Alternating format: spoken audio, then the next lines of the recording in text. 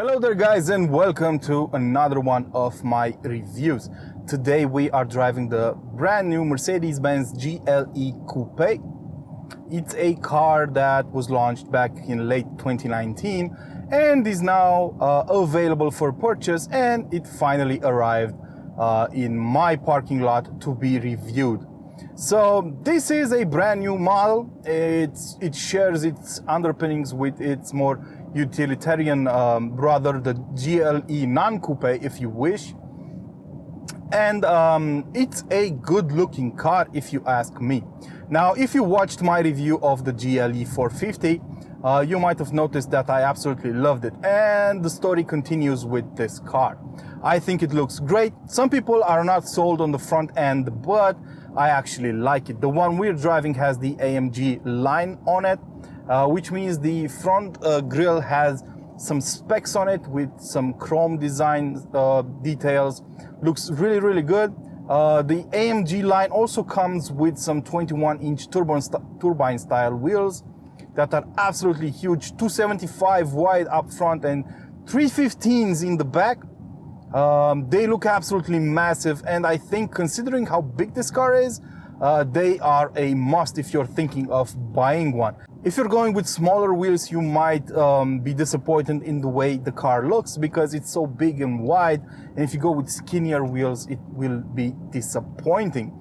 Now, looking at it from the front, you will notice it's very aggressive. The AMG line has some big air intakes on the sides of the front bumper, but they do have some chrome inserts in them, which basically tell you that this is not a full-on AMG model. And they also have they're also basically fake vents. They're not cooling anything, so you have some fake plastic up front. But from a distance, they look very good. You only notice that's a fake vent when you get really close to it. So, you know, I actually like the way this car looks. It has the full LED headlamps, which work brilliantly. They have a nice light show whenever you turn the car on at night. From the side, you will notice the sloping roofline. Basically, this car looks exactly the same as the normal GLE up to the B-pillar. They have the exact same design, and only after the B-pillar, the roof begins to slope down, and you notice a couple of differences. So this car, I think, is how any SUV coupe model should look like. Because even though the BMW X6 invented this niche, because it's a very small niche, actually it's been getting bigger lately, but we'll talk about that another time. Even though the BMW X6 invented this niche, I think this car looks even better. And the thing I don't like about the BMW is the fact that the rear end is way too complicated.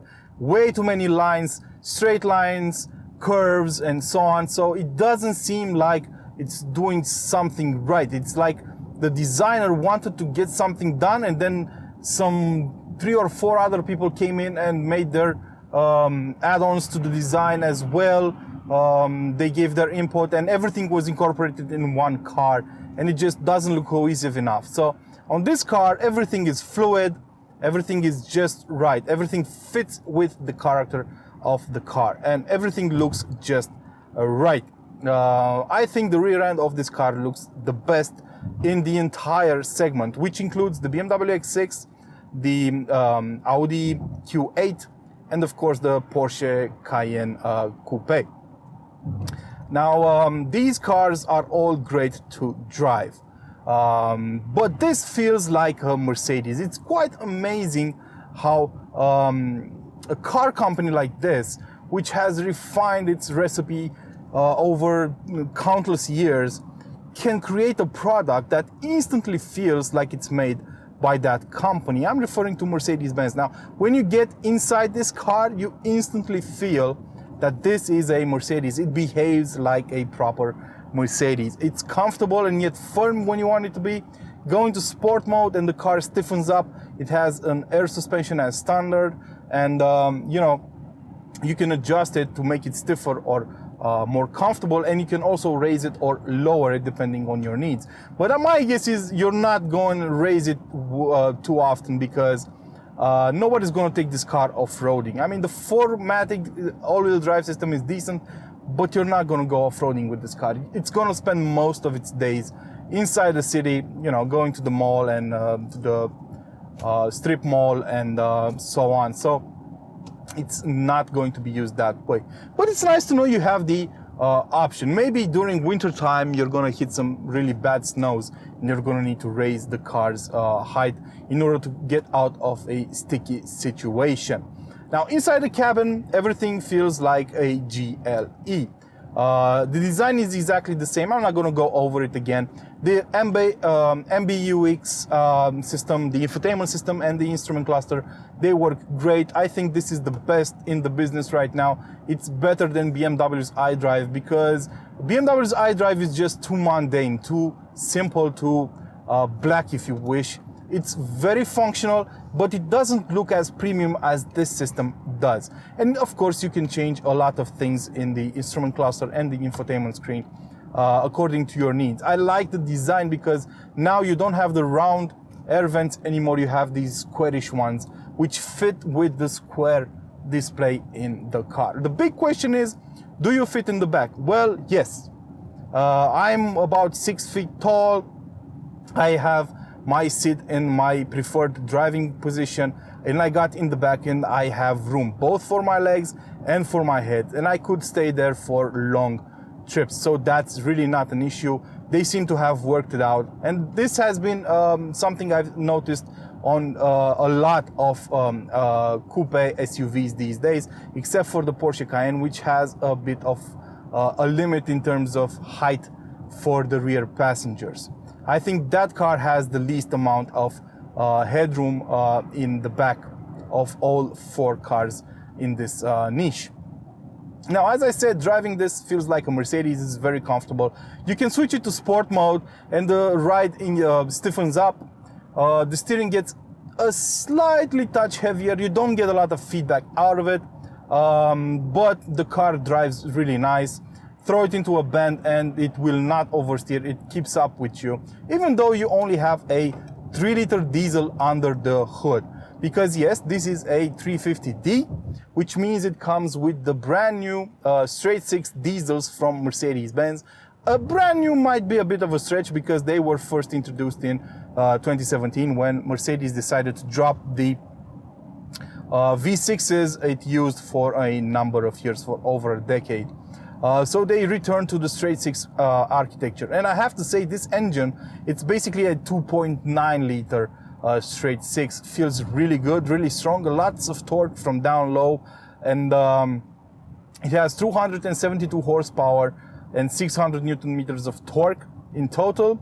And those figures help the car, with its 9-speed automatic gearbox, reach 100 kilometers an hour in just 6.6 seconds. So it's a really brisk car off the line, and you always waft in a sea of torque whenever you're driving this car.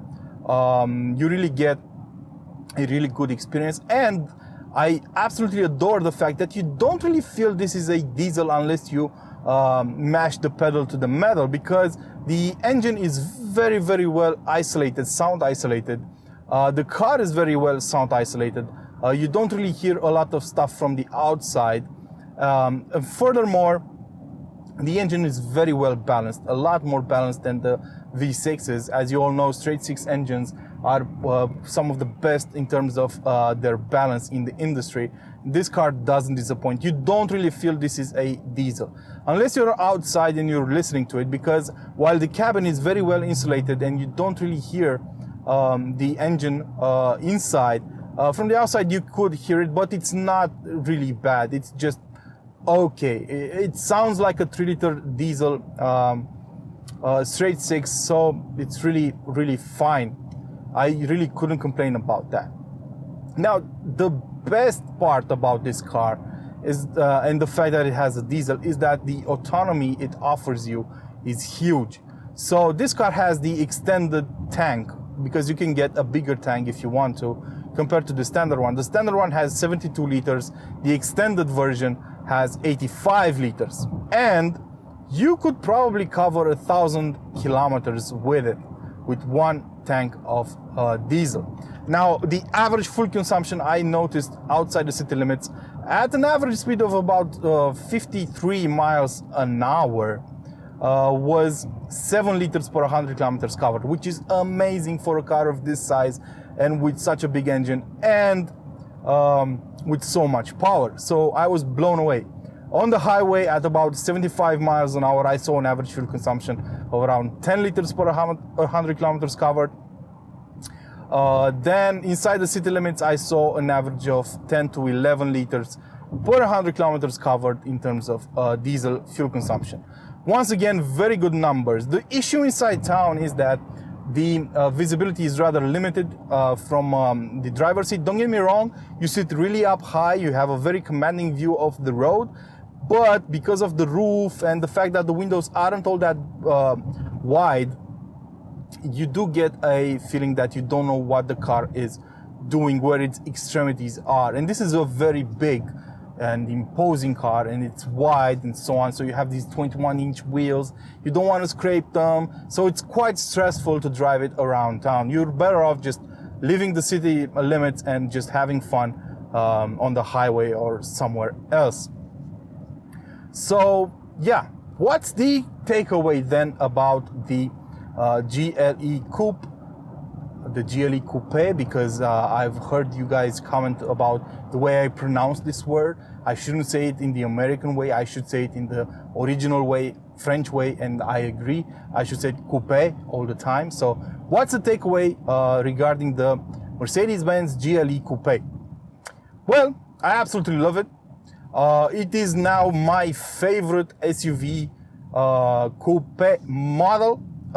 It beats the X6 purely on the fact that the X6 has such a rear end, such an ugly rear end, that just simply ruined the car for me.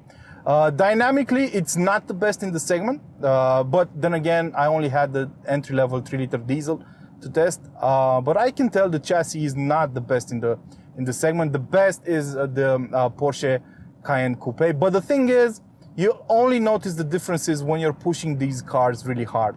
And the Porsche is also a lot more expensive, so you're gonna have to think long and hard about how you're gonna exploit this car, how you're gonna drive it, to figure out if it's worth the extra money compared to the Merc. Now I prefer a bit more comfort because I'm not racing every day when I drive these cars around town, so my way of life would not involve a lot of track time or something like that. So the fact that the Cayenne is a sportier really doesn't affect me, because I like the way this car looks better. The interior is just as nice as on the Porsche. All cars in the segment have very nice interiors, but this one is my favorite because of the new MBUX infotainment system. So I like this car a lot better than all the others. I like the fact that it's elegant, it's imposing, it's comfortable, it feels like a Mercedes all the time, drives really well, even when you push it in sport mode, and I really can't complain about it. It just rose to the top of my preferences. I would get it with the 450 drivetrain, which I tested on the non-coupe version of this car, because I think it's a really good mix between petrol power and efficiency. But this car is not bad at all. I mean, this would be a very close second because it sips so much less fuel and it feels so well balanced, and you don't really notice you have a diesel engine under the hood. And who doesn't like 600 Newton meters of torque whenever you need it? I mean, come on. That being said, this has been my review of the Mercedes-Benz GLE Coupe. I hope you guys enjoyed it. Don't forget to like, share, and of course, subscribe. It keeps this channel alive. If you have additional questions, just let me know in the comments section below and tell me which car would you pick in this segment. Would you go with this car? Would you go with the BMW X6? Would you go with the Audi Q8? Or would you go with the Porsche Cayenne Coupe? Let me know. Let's talk about it in the comment section below. Till next time, don't forget to feed your passions. Ciao.